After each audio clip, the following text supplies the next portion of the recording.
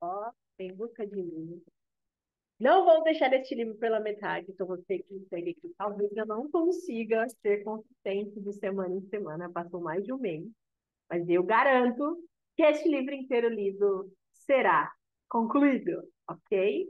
Se você está gostando desse projeto, deixa seu comentário aqui abaixo do vídeo, tá bem? Capítulo 5. Campo Minado. Seu juiz, esses meninos têm mexido com os meus filhos. Há um tempão eu tive que fazer alguma coisa. Mãe, Alice Day.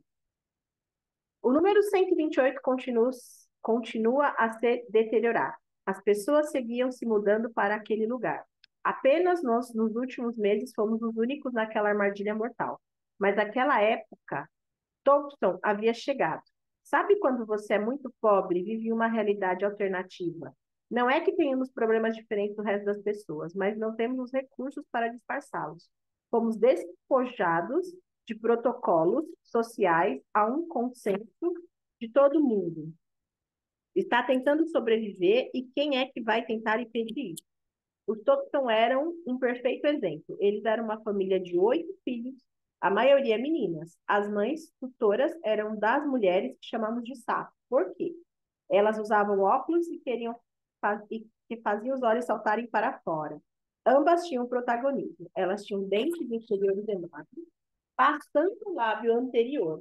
E também eram malvadas, malvadas. Sempre gritavam com as crianças e as espancavam. Como sempre, ninguém se importava. Meu pai batia na gente, espancava minha mãe, então era a mesma coisa para nós. Mas as crianças, mais ou menos da nossa idade, ou mais velhas, eram especialmente violentadas. Os meninos causavam incêndios no porão, as meninas em grupo esperavam alguma de nós na saída da escola para nos aterrorizar. Todos frequentávamos escolas diferentes na época, então chegávamos em casa sozinhos. Se eu visse no quintal, simplesmente me escondia até que entrasse. As mulheres sapo carregavam um cinto por aí e as conduziam para dentro, feito animais. Ouvíamos gritos deles vindo lá de dentro. Um dia, saindo da escola, 2 garotos me viram a metros de distância. Eles cochicharam e apontaram. Subiram na bicicleta e começaram a pedalar rápido. Na minha direção, eu corri, eles me alcançaram num piscar de olho. Eu tinha 7 anos e estava com tanto medo que não conseguia falar. Corri e gritei. Sabia que eles tentariam me atropelar. Quando chegaram bem perto e estava óbvio que eu não ia escapar, gritei de novo. E eles tinham me encurralado. Entrei em desespero. Agarrei a roda da frente de uma bicicleta e comecei a gritar. Ergui a bicicleta do chão e puxei, tentando com toda a minha força derrubar aquele filho da mãe da bicicleta. Para, gritavam ele e o irmão. Me deixe em paz, eu vou te matar. Gritei descontrolada. Eles enfim deram meia volta e me deixaram em paz, planejando a próxima travessura torturante. E havia muitas. Um dia minha irmã Anita jogou um tijolo em um carro e fingiu que estava babando para se livrar de 5 garotas. Anita literalmente agiu como louca, uma técnica que meu pai lhe ensinou. Dolores apanhou em algumas vezes delas. Um dia minha mãe se cansou daquela situação. 4 das garotas do Thompson estavam bloqueando o caminho de Dolores para entrar no prédio. Por fim, elas bateram nela e minha irmã correu para a escada de cima. Minha mãe entrou em uma realidade paralela. Em outras palavras, ela perdeu a razão. Desceu a escada correndo até a porta do prédio. Corri atrás dela. Eu amava presenciar qualquer tipo de briga fora do nosso apartamento. Era melhor do que qualquer programa de televisão em horário nobre. Minha mãe ergueu o punho. Vocês precisam parar de mexer com os meus filhos, entenderam? Se continuarem, eu vou acabar com vocês. Fiquei chocada. Depois de botar essa banca, ela voltou lá para cima. Eu olhei como se dissesse: minha mãe já avisou. Bem, enquanto minha mãe se preparava para subir, Lisa, a mais malvada das meninas, disse: sua vai preta, careca! A melhor comparação que posso fazer sobre o que aconteceu é seguindo daquela rocha indo atrás de Indiana Jones, os caçadores da Arca Perdida. Se eles não corressem, com certeza iam ser espatifados. Bem, minha mãe era rocha. Ela pulou do lance de escadas em que o estado disse: por que você me chamou? Mas não era uma pergunta que necessitava de resposta, porque ela começou a bater tanto em Lisa que o corpo inteiro da garota saiu do chão enquanto ela caía na entrada do nosso prédio. As irmãs de Lisa ficaram estáticas. Minha mãe não parou por aí. Enquanto Lisa estava caída, ela apontou o dedo para a menina e terminou seu esculacho histórico. Nunca mais me xingue assim, senão eu acabo com você de novo, está entendendo? E deixe meus filhos em paz. Ela se virou, subiu o último degrau até o nosso apartamento, xingando sem parar. Vamos, Vala. Eu estava impressionado, olhei para trás e Lisa chorando, caída no chão. Isso aí, minha mãe acabou com a sua raça, e foi então que o caos se instaurou. As mulheres sapo conheciam seus direitos e decidiram prestar queixa. Ficamos aterrorizados e tinha certeza de que minha mãe seria presa. Insultos foram trocados, houve muitos barracos, xingamentos e dedo na cara. A parte mais estranha disso é que a família Sapo desaparecia por semanas, meses, até de repente eles apareciam de carro e ficavam por um tempo até desaparecer de novo. E uma das mulheres sempre tinha um maço de dinheiro no bolso de avental. Na época, meu pai andava para lá e para cá fumando um cigarro atrás do outro. Você tá ferrada, mãe Alice, caramba. O juiz pode te mandar para a cadeia ou te fazer pagar uma indenização. Minha mãe sempre me dizia, vou dizer a verdade. Ela ainda estava soltando fogo pelas ventas, ainda estava com raiva. Chegou um dia que minha mãe compareceu no tribunal, meu pai foi com ela. E engraçado que havia momentos em que todas aquelas brigas, agressões terríveis de alcoolismo, em que era uma frente unida, um time, na presença das autoridades. Meu pai se mostrou acuado e minha mãe cresceu. Meu pai a preparou. Mãe Alice, seja lá o que o juiz falar, escute, não diga nada, não refute, não faça nada. Já passei por isso, mãe Alice, eu sei do que estou falando, se estou nervoso. Dan, eu sei falar. Mãe Alice, você sabe o que dizer? Sim, meritíssimo. Meritíssimo, estou te falando. Ele deveria ter insistido no conselho, porque aparentemente, quando o juiz a chamou, minha mãe desatou a falar. Seu juiz, essas crianças filhas da mãe têm mexido com os meus filhos. Todas as vezes que meus filhos vão na escola, eles ficam lá fora, bloqueando o caminho, batendo neles, tentando espancar meus filhos. Eu cansei. E sim, eu acabei com ela porque ela chamou-me de um palavrão. E assim eu chamo as tais das mães das mulheres sapos, porque elas são. Elas ficam instigando os filhos a fazerem o que fazem. Meu pai ficou pegando no braço da minha mãe, dizendo baixinho: Mãe Alice, você não pode falar isso. Dan, para de pegar no meu braço. Estou falando com um homem, estou contando a ele a verdade sobre os filhos da mãe. Ele interrompeu: Mas, senhora Daisy, a senhora não pode bater nos filhos de outras pessoas, é legal. Seu juiz, eu estou dizendo, eu cansei, tem algo errado com esse povo, tive que proteger meus filhos. Meu pai ficou tentando fazê-lo ficar quieto, talvez no tempo de mostrar a situação dele.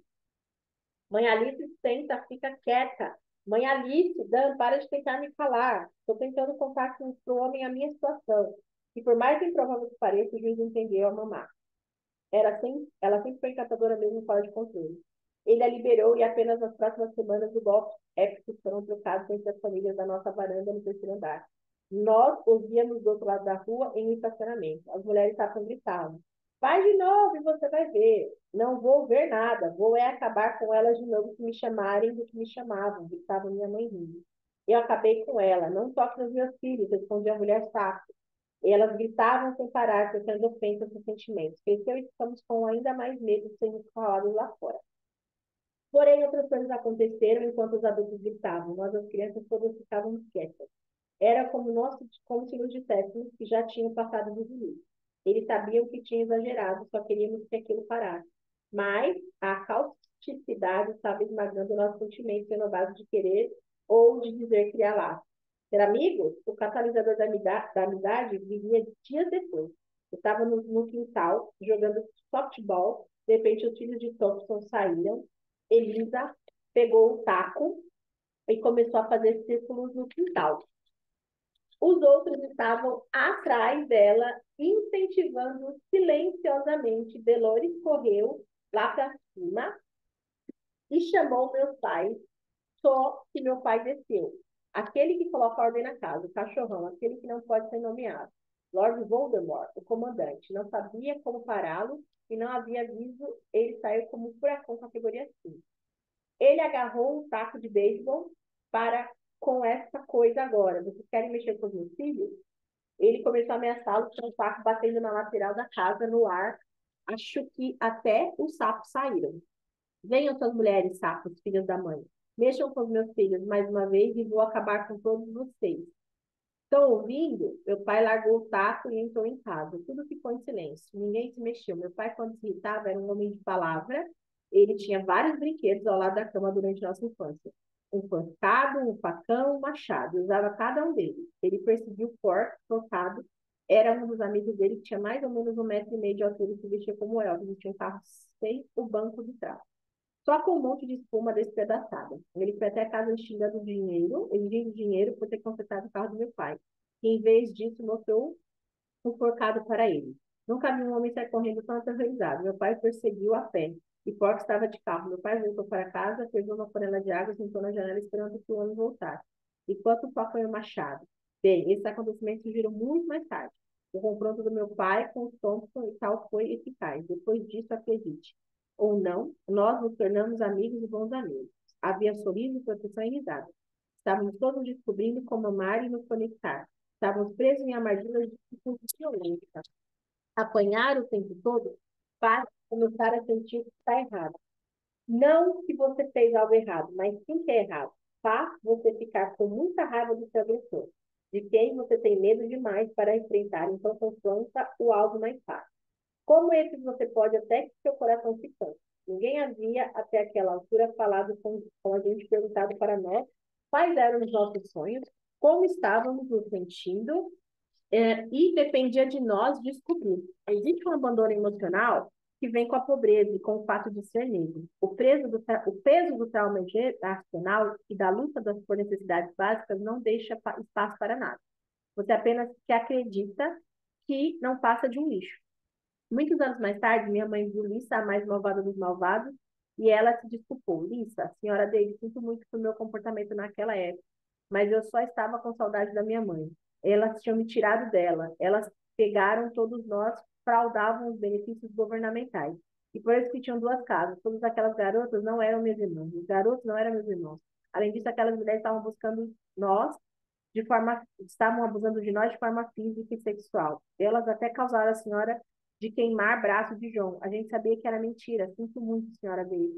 Então viram James, Bob e Frank. Eles eram meus melhores amigos e vizinhos. Tinham pais que chamavam para as refeições na hora do almoço e do jantar. Os pais deles estão até construíram um pequeno espaço para eles brincarem atrás da casa. Eram garotos desordeiros, mas gentis. Engraçados, e eu sentia bem que tinha algum poder sobre eles. Eles me ouviam,